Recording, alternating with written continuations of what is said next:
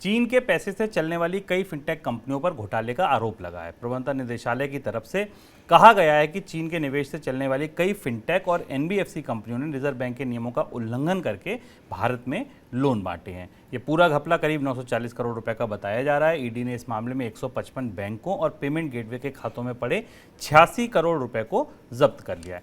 Sir, ये पूरा घोटाला क्या है, सबसे पहले यही बताइए।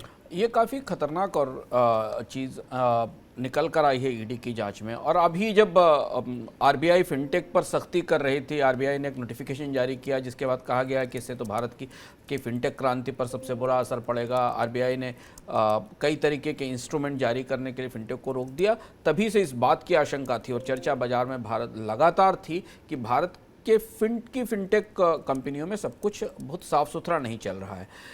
ये कंपनियां चीन से पैसा लाकर भारत में बंद पड़ी एनबीएफसीज की, या जो काम नहीं कर रही थी एनबीएफसीज की, उनके लाइसेंस लेकर वही काम करने की कोशिश कर रही थी जो एनबीएफसी कर रहे थे। जबकि फिनटेक कंपनियां सिर्फ सर्विस प्रोवाइडर हैं, किसी तरीके का बीच का चैनल प्रोवाइड कर सकती हैं। बैंक तो छोड़ दीजिए, वो नॉन बैंकिंग फाइनेंस कंपनीज भी नहीं है। और सबसे महत्वपूर्ण बात जहां से ये समस्या समझ में आई और पकड़ में आई वो ये थी कि ये फिनटेक कंपनियां कर्ज बांटने की कोशिश कर रही थी। क्रेडिट देना या कर्ज देना रिजर्व बैंक के और भारतीय बैंकिंग के नियमों में एक बिल्कुल अलग व्यवस्था है। नॉन बैंकिंग फाइनेंस कंपनियों को भी कर्ज देने की छूट कई सारी शर्तों के आधार पर दी गई और वो भी सही साबित नहीं हुई। एनबीएफसी कंपनियां कोलैप्स हुई और हमने देखा कि उसके बाद क्या हुआ था।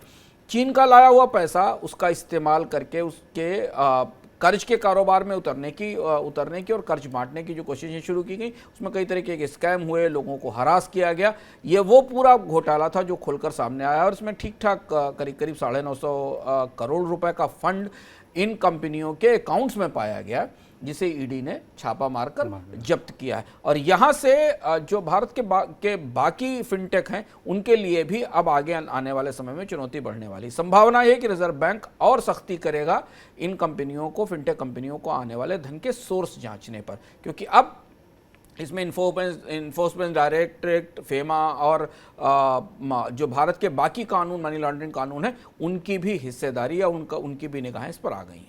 सर, इस मामले में जांच अब आगे किस दिशा में बढ़ेगी, कैसे बढ़ेगी? दो महत्वपूर्ण चीजें, एक तो इन फिनटेक कंपनियों पर सख्ती होगी, इनके चीन से संपर्क साधे जाएं, संपर्कों पर जांच होगी। पर इसके साथ मुझे लग रहा है कि आने वाले समय में रिजर्व बैंक शायद फिनटेक कंपनियों के जो फंड्स के सोर्स हैं उनके को लेकर और ट्रांसपेरेंसी करेगा और सख्ती करेगा। और कम से कम फिलहाल फिनटेक कंपनियों को क्रेडिट के बाजार में उतरने की छूट तो जल्दी मिलने की गुंजाइश नहीं दिखाई देती। और इसलिए भी अगर आप ध्यान दें शुभम की, आरबीआई के कदमों पर, फिनटेक पर सख्ती को सरकार ने भी सही स्वीकार किया है और रिजर्व बैंक लगातार भारत की फिनटेक उद्योग को बढ़ावा तो देने की कोशिश कर रहा है, पर वो इसे अनरेगुलेटेड नहीं होने देना चाहता, क्योंकि क्रिप्टो में हाथ जले हुए हैं भारत के रेगुलेटर्स के कि क्रिप्टो एक्सचेंजेस जैसे खड़े किए गए और उसके बाद जितना नुकसान हुआ इन्वेस्टर्स को, शायद उस सबक के कारण इनमें फिनटेक कंपनियों पर सख्ती जरूर जारी रहेगी।